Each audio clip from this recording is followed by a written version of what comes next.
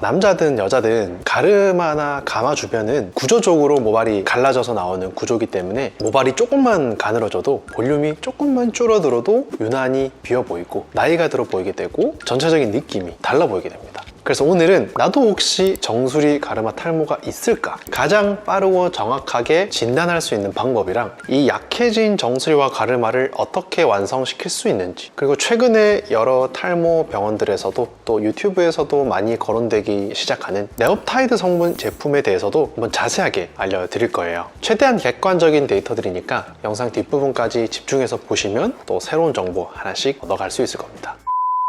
많은 분들이 탈모를 머리카락이 빠지는 병이다 이렇게 생각하시는데, 사실은 탈모는 머리카락이 빠지는 게 아니라요, 머리카락이 점점 가늘어지는 현상이에요. 그래서 처음에는 빠지는 양이 크게 늘지 않을 수도 있거든요. 대신에 한 올 한 올 굵기가 점점 얇아지면서 전체적으로 볼륨이 줄어들고 두피가 비쳐 보이기 시작하는 거죠. 정수리는 원래도 빛을 많이 받는 부위인데 모발이 조금만 가늘어져도 밀도가 확 떨어져 보이거든요. 그래서 가르마가 예전보다 좀 더 잘 비쳐 보이는 것 같다, 넓어지는 것 같다, 머리 묶을 때 고무줄을 돌리는 횟수가 늘었다, 생활 중에 느껴지는 부분들로 내가 혹시 탈모인가 의심할 수도 있겠지만, 가장 정확한 진단법은 두피 현미경으로 해당 고민 부위를 관찰하는 거예요. 그러니까 탈모의 영향을 받지 않는 뒷머리랑 고민 부위를 비교해서 진단을 하는 건데, 일단 이 현미경으로 고민 부위를 이렇게 한번 보면요, 50배율 화면 기준으로 봤을 때 모발 굵기의 균일함이 깨져서 연모의 비율이 10에서 20% 이상 관찰된다거나, 또는 전체적인 모발의 굵기가 다 같이 가늘어지는 경우도 의심은 해봐야 됩니다. 이런 경우는 진단이 늦어지기도 하기 때문에 이 두 가지 경우를 유심히 잘 판단해야 돼요. 어쨌든 진단에 있어서 가장 확실한 거는 두피 현미경을 활용하는 것이다. 그래서 영상 보시는 분들도 내가 탈모인지 아닌지 집에서 한번 보고 싶다, 가전용 제품들도 많으니까 집에서도 간단하게 확인이 가능해요. 이게 가격이 한 15만 원 이상 하거든요. 그래서 비용을 고려하면 병원에 한번 방문해서 의사랑 정확하게 한번 상담을 받아보시는 게 정확도 면에서도 훨씬 더 추천드리는 방법이긴 해요. 진단이 되면 당연히 그날 바로 처방받고 또 바로 치료도 할 수 있고요.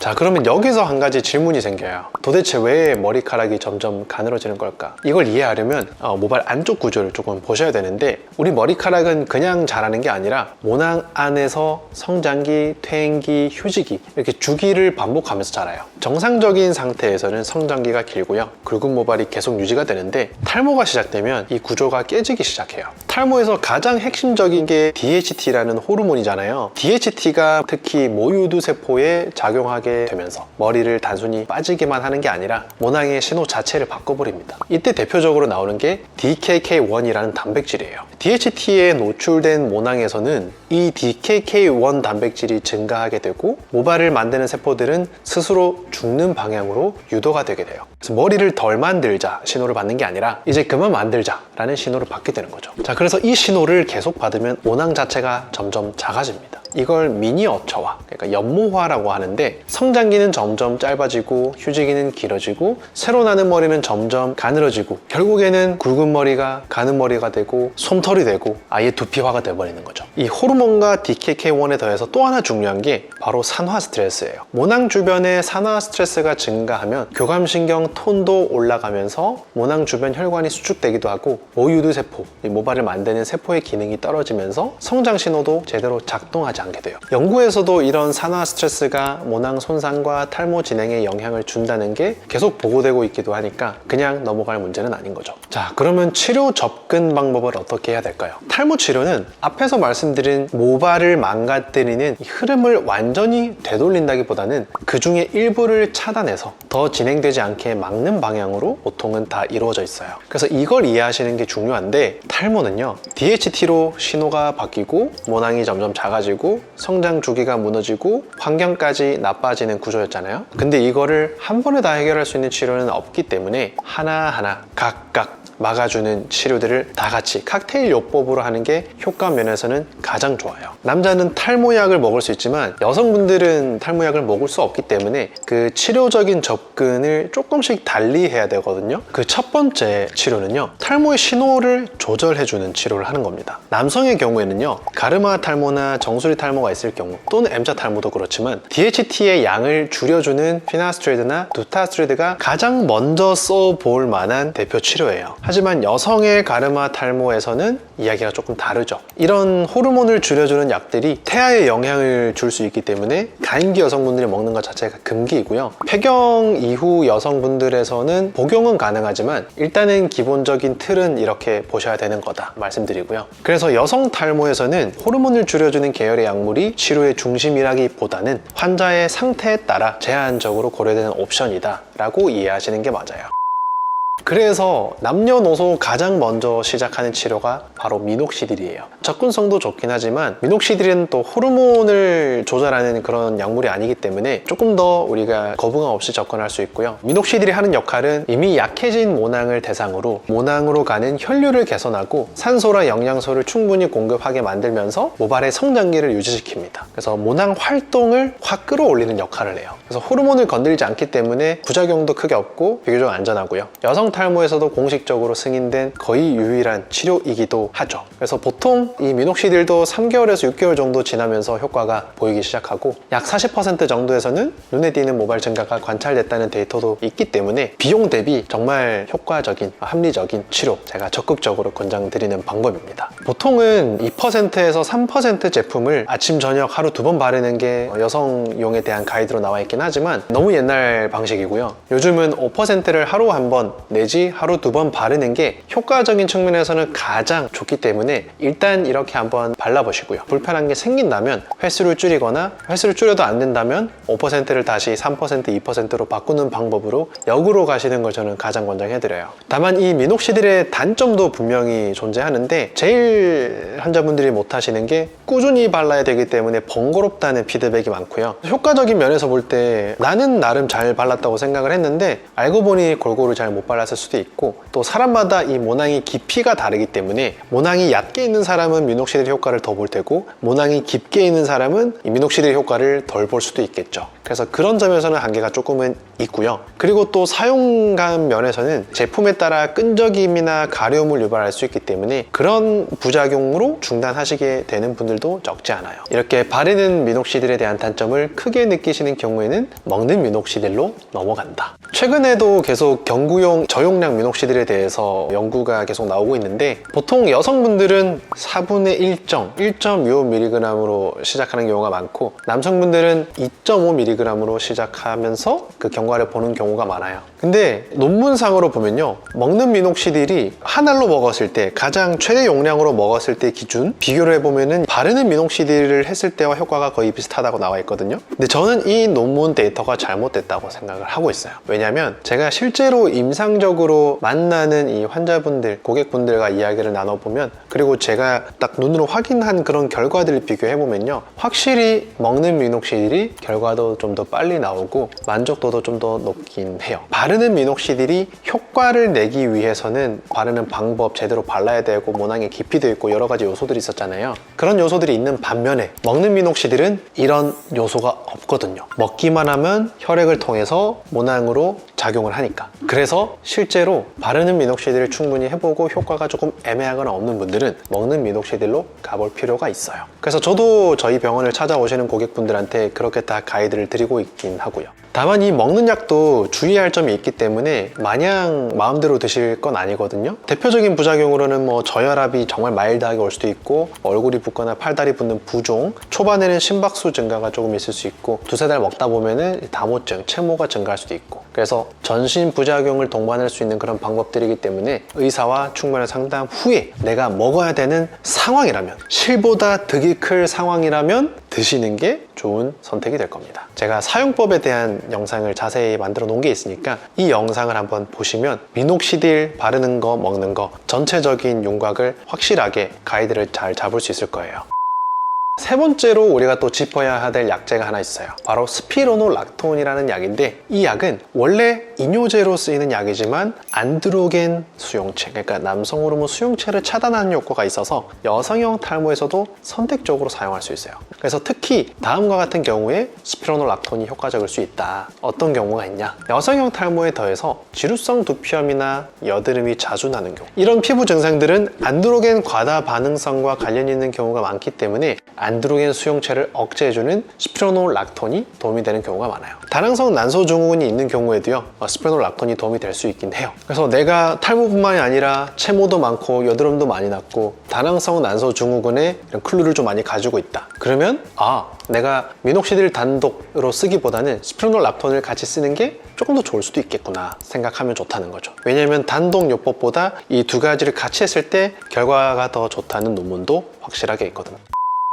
이제 네 번째 큰 주제인데요. 방금까지 말씀드렸던 방법은요, 크게 호르몬을 억제하거나 혈관을 넓혀서 혈류 공급을 늘려주거나 두 가지 갈래의 치료였어요. 근데 지금부터 말씀드릴 것들은 병원에서 하는 치료인데 맥락이 완전히 달라집니다. 치료의 맥락이. 이미 약해진 모낭 자체를 직접 회복시켜 보자는 접근이 첫 번째고요. 두 번째는 스트레스를 받았을 때 생기는 노르에피네프린이라는 물질을 억제해서 탈모를 치료해 보자는 접근이에요. 그래서 그 첫 번째가 PRP라는 재생치료인데요. 내 피를 어느 정도 체열을 해서 원심분리, 그러니까 혈액층을 분리한 다음에 혈소판이 농축된 층을 뽑아내는 거예요. 그 층에는 우리 몸에서 나온 자연 성장인자가 굉장히 풍부하기 때문에 이 풍부한 액기스를 뽑아서 모낭 세포가 이미 휴지기에 고착화돼 버린 곳에 주입을 해주는 겁니다. 이미 힘이 떨어진 모낭에 다시 자라라 라는 신호를 직접 공급하는 방식이라고 보시면 이해가 쉬워요. 그래서 실제 데이터들을 보더라도 의미 있는 결과들이 계속 반복적으로 나오고 있고, 이미 검증된 논문도 정말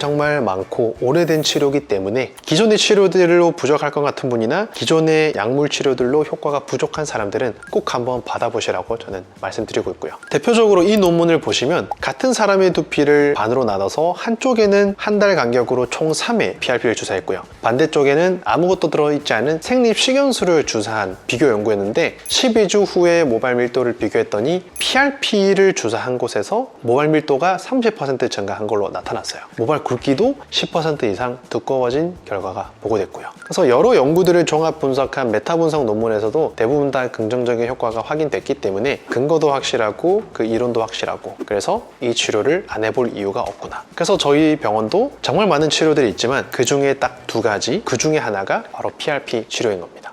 두 번째는요, 마이크로 니들링이라는 치료 방법인데요. 아주 가느다란 구멍을 뚫어 봄으로써 화장품을 바르거나 약재를 두피에 발랐을 때 그 약재가 두피 진피까지 더 빠르게 잘 흡수될 수 있게 도와주는 개념이라고 보시면 돼요. 그래서 실제 연구를 하나 보면요, 미녹시딜만 사용했을 때보다 더마롤러, 마이크로 니들링을 같이 했을 때 모발수 증가 데이터가 훨씬 더 크게 나타났어요. 거의 4배 가까이 차이가 나타난 결과도 있는데, 물론 이 데이터를 곧이곧대로 다 믿을 순 없겠지만 일단은 단독으로 치료했을 때보다 조금 더 나은 경향이 있을 수 있겠구나, 이렇게 생각하고 접근하면 좋다는 거예요. 그래서 마이크로 니들링 MTS가 단독으로 탈모 치료 효과를 기대하기는 조금 어려운 경우가 많고요. 미녹시딜이나 유의미한 치료 효과를 낼 수 있는 무언가를 일단 같이 했을 때 그 효과를 조금 더 증폭시켜주는 역할이 크다라고 보시면 돼요. 그래서 저희 병원에서는 마이크로 니들링을 하지 않고 있는 거죠. 그리고 세 번째는요, 보톡스예요. 보톡스 하면은 우리가 얼굴에 맞는 걸 많이 생각하잖아요. 얼굴에 주사함으로써 운동신경을 억제하고 근육이 줄어들게 만들고 사각턱이 교정되고 주름이 펴지게 되는 거죠.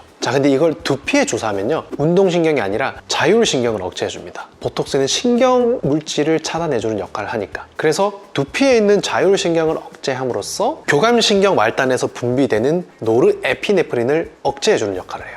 우리가 스트레스를 받았을 때 모발이 약해지는 것도 노르에피네프린 때문이에요. 그래서 우리는 노르에피네프린을 줄이기 위해서 보톡스를 주사하는 거고요. 이 보톡스를 주사하게 되면 노르에피네프린의 결과로 나타나는 땀 분비를 줄일 수 있고요. 그 다음에 혈관이 다시 넓어지게 만들어줍니다. 신경이 잡고 있던 혈관을 풀어주는 거죠, 보톡스가. 자, 그리고 두 번째 역할은 탈모의 궁극적인 원인인 DHT가 모낭에 작용을 했을 때 모낭 주변에 안 좋은 물질이 2차적으로 나오게 돼요. 그 물질이 바로 TGF-베타라고 하는 탈모를 촉진시키는 단백질인데, 이 단백질을 보톡스가 줄여줍니다. 그래서 이 두 가지 기전에 의해서 탈모가 개선되는 거죠. 그래서 땀이 많은 분들께는 저는 적극 보톡스 시술을 받아보실 걸 권장해 드리고요. 그래서 스트레스를 많이 받으시거나 내가 탈모약을 먹을 수 없는 상황이라면 이런 보톡스 시술을 통해서도 탈모를 케어할 수 있다, 꼭 알아두시면 좋을 겁니다. 이 주사치료의 개념이 메소테라피라는 치료 방법으로 분류가 되는데, 이 마이크로 니들링도 그렇고 메소테라피도 그렇고 기본적인 컨셉은요, 미세한 상처를 내는 거예요. 두피나 피부에 상처를 내서요, 자연 성장인자들을 통해서 두피를 개선시키고 모발을 개선시킨다가 첫 번째 컨셉이에요. 그런데 이 메소테라피를 하면서 동시에 어떤 좋은 약물도 넣어주면 더 좋으니까 PRP라는 약물을 넣을지 또는 보톡스를 소량 주입할지 정하게 되는 거예요. 그 중에서 제가 가장 근거 있고 효과적으로 경험상으로도 느꼈던 것들이 대표적으로 PRP, 보톡스 이 두 가지이기 때문에 저희 병원에서는 이렇게 하고 있는 거고요.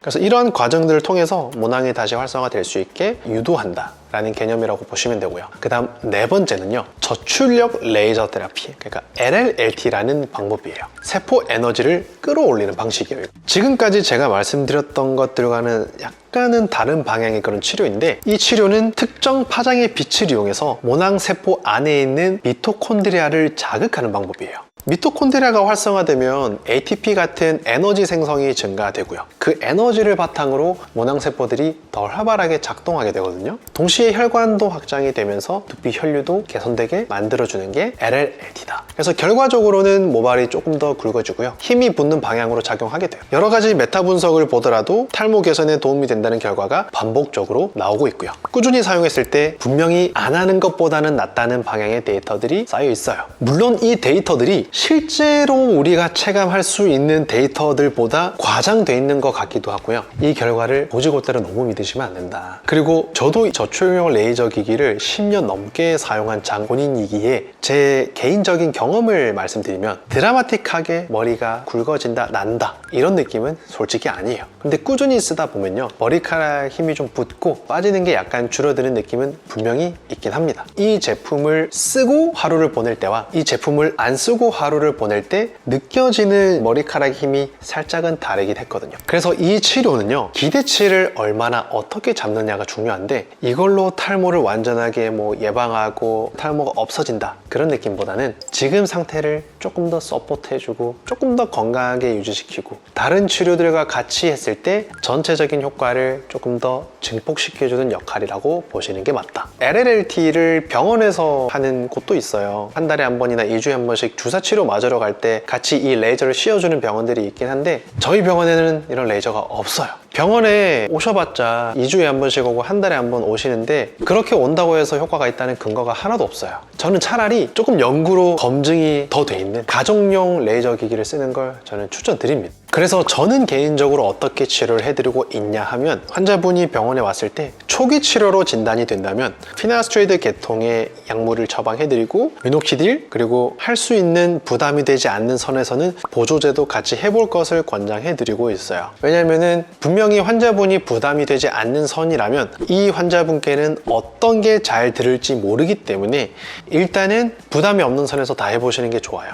초기 탈모라고 하더라도. 그래서 어쨌든 초기 탈모인 분들한테는 저는 약간 마일드하게 시작하는 경우가 많고요. 반면에 병원을 처음 오셨는데 탈모가 정도가 좀 심하시거나 아니면 이 치료 저 치료 해봤지만 반응이 없는 불응성 탈모를 가지고 계신 분이라면 저는 굉장히 공격적으로 처방을 해드립니다. 일단은 프로페시아 계통, 피나스트레이드가 아니라 아부다트, 두타스트레이드 계열로 가고요. 그 다음에 바르는 미녹시딜이 아니라 먹는 미녹시딜로 바로 시작을 합니다. 그리고 아까 전에 말씀드렸던 PRP나 보톡스 같은 이런 시술 치료들도 저는 같이 권장드려서 최대한 6개월 만에 만들어 보시는 걸 권장해드리고 있어요. 6개월 만에 최종 완성은 아니긴 하지만 중간 경과가 어느 정도 완성이 돼야 우리가 이 치료를 계속 끌고 갈 수 있을지 없을지 판단이 되기 때문에 그렇게 해야 나중에 우리가 1년 정도 충분히 치료 기간을 가졌음에도 불구하고 해결이 안 됐다면 두피 문신을 하거나 모발 이식에 대해서 우리가 미련 없이 계획을 세울 수가 있거든요. 그래서 보통은 이런 식으로 정수리 가르마 탈모를 처방해드리고 치료 플랜을 짜드리고 있고요. 처음부터 이 치료 저 치료 다 해보고 했지만 정수리나 가르마가 정말 많이 횡한 분들은 처음부터 바로 모발 이식을 권장해드리거나 두피 문신을 권장해드리기도 합니다. 오늘 영상에서 제가 자세히 다루진 않았지만 M자 탈모, 헤어라인 탈모를 가진 분들은 이런 치료들을 하더라도 미약하거나 뭔가 결과가 나오지 않는 경우가 많거든요. 그래서 이미 진행된 M자 탈모, 헤어라인 탈모는 모발 이식으로 먼저 큰 틀을 회복하시는 게 좋고요. 그리고 거기서 더 진행되지 않게 한다는 목표로 아까 제가 말씀드렸던 그런 치료들을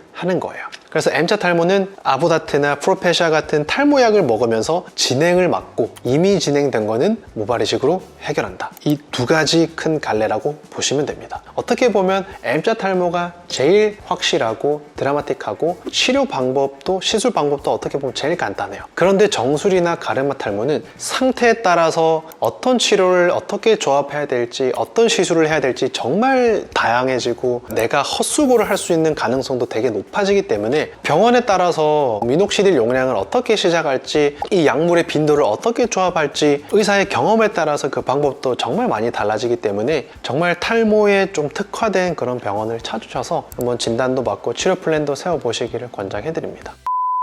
탈모를 혼자 뭔가 방향을 정하고 고민하고 하시기보다는 전문가와 만나서 치료를 어떻게 해나가야 될지 논의를 한번 해보시는 게 저는 가장 좋다라고 말씀을 해드려요. 오늘 영상도 도움이 되셨으면 좋겠고 저는 다음 영상에서 또 전 영상으로 인사드릴게요. 그래서 영상 보시고 궁금한 점이 있다면 댓글로 남겨주세요. 제가 최대한 알려드릴 수 있는 내용이라면 답글로 달아드릴게요. 감사합니다.